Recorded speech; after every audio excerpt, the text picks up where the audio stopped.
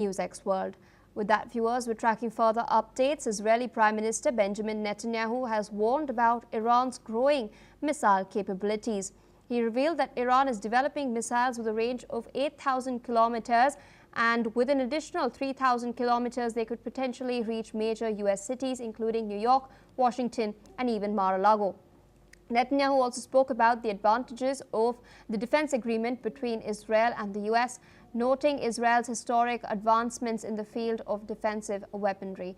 As Iran advances its missile technology, Netanyahu's warning underscores the continuing global security concerns and the need for international attention. Listen in to what Netanyahu had to say.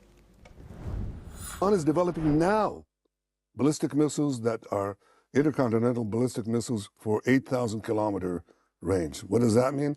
They add another 3,000 kilometers, and they've got under their atomic guns, New York City in target, Washington, Boston, Miami, Mar-a-Lago. Okay? So that is a very great danger. You don't want to be under the nuclear gun of these people who are not necessarily rational and who chant death to America. All right, viewers, with that, we shift our focus away from the Middle East towards the war in Europe. Ukraine launched precision strikes overnight on the power plants and energy facilities in Russia's Belgorod region.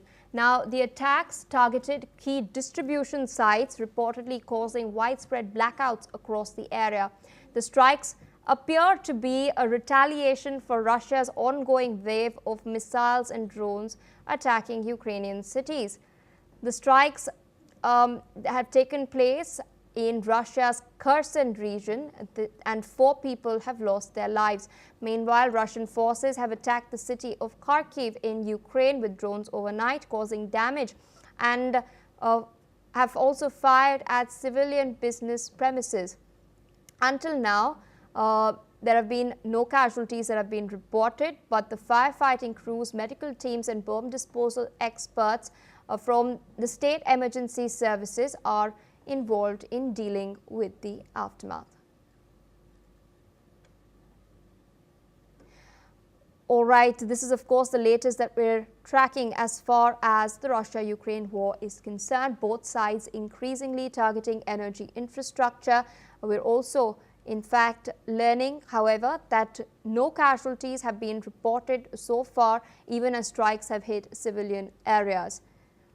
Drones are being used, missiles are being used, barrage are being fired by both sides. Russia has reported that it has successfully thwarted the drone attacks and the missiles fired by Ukraine. With us on the broadcast is Gleb Borukov, international affairs expert, joining us from Moscow. Thank you so much for taking our time and speaking to us on NewsX World. As I pointed out earlier, we're seeing an increased targeting of energy infrastructure on both sides in Ukraine and in Russia as well. In the meantime, we've also recently seen Donald Trump stating that the U.S. will provide intel to Ukraine on Russia's critical energy infrastructure. He's also urged NATO countries to do so as well. In light of this, do you think NATO countries will heed what Donald Trump has been urging them to do, or will they have a very calibrated, cautious response as we've been seeing so far? Yes, good afternoon. Yes, it's great to join you again. Based on the current reports, I think Ukraine has fired nearly 500 drones and missiles and,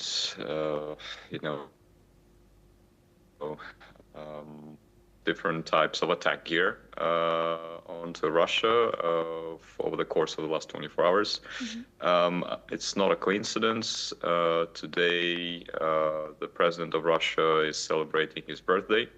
So that's, I guess, a so-called Ukrainian present for him. So definitely Russian military has had a very intensive night tonight. You are absolutely right.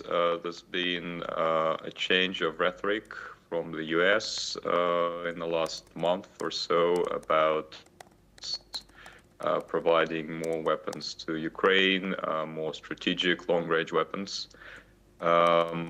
It's difficult to say whether US is really 100% supportive of that, or this is some kind of political maneuvering. As we know, Donald Trump is a master of political maneuvering of all sorts.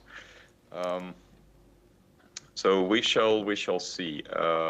I personally don't think that US will risk transferring sensitive technology to Ukraine, like Tomahawks and other types of advanced gear. Also because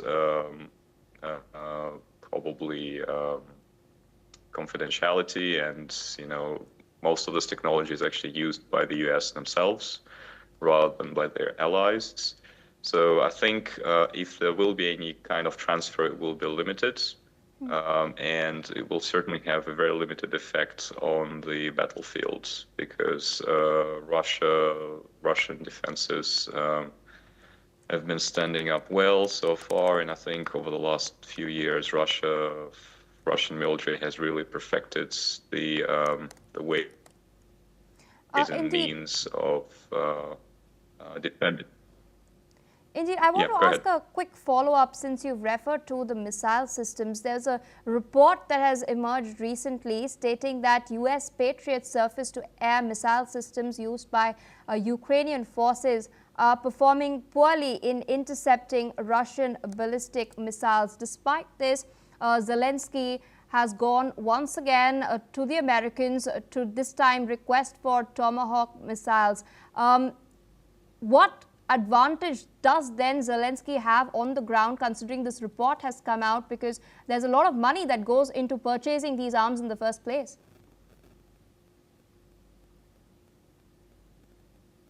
Absolutely, yes. We need not forget that Trump's current policy is to force European countries to actually pay for the gear. So it's quite a big change from Joe Biden's approach, where US was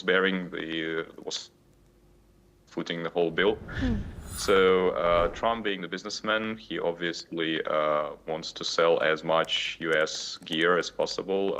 I'm sure he is well supported by the military-industrial complex of the United States, because this is direct income for them. And obviously, US doesn't have to spend a penny or a cent of their own budget. So I'm pretty sure they'll try to push as much gear down the throats of the NATO allies. One thing to note, though, is I think this gear is not the latest gear. So the fact that Patriot systems are underperforming in Ukraine is probably because these are toned-down versions. They're not the latest versions that the US has. I would not underestimate the US capabilities. But I think the stuff that Ukraine gets is pretty much obsolete and, previous obsolete versions of the equipment. Indeed. And sir, we've recently also seen France intercept a ship in the Atlantic. France claims that this is a part of Russia's shadow fleet. Meanwhile, we've also seen President Putin give a very stern warning against such endeavors by European nations to seize ships carrying Russian oil to global markets. We've seen NATO has also been very cautious, as I mentioned earlier, in its response to the drone incursions. It has launched Operation Eastern Sentry, but it's not really escalating on the front lines. However, could the war protract on the economic front, with Russia being targeted by Ukraine's European allies in the Baltic Sea? Yes, I've done some research into this French incident, or French case of seizing this vessel. Apparently, the French government has really overstepped the international maritime law. So I think they are, really walking on a very thin line of being legitimate or illegitimate as far as, international law is concerned. I think this is probably some sort of provocation or trying to test the Russian limits in as much as possible. I honestly view this as a one-off incident because by taking such drastic measures, the European powers are risking undermining their global credibility.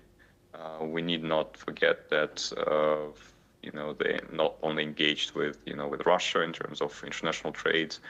There is the whole world which is trading with the European Union. So if people see that European governments are overstepping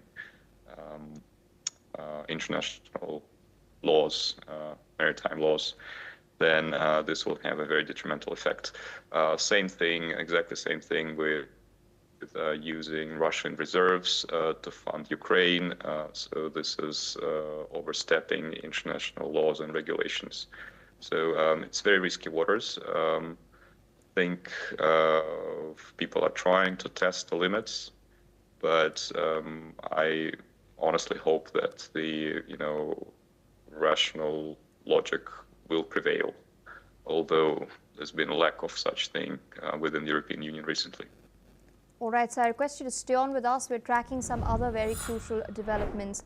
Taliban Foreign Minister Amir Khan Muttaqi traveled to Russia earlier to participate in the 7th meeting of the Moscow format, a regional platform focused on Afghanistan's political and security situation.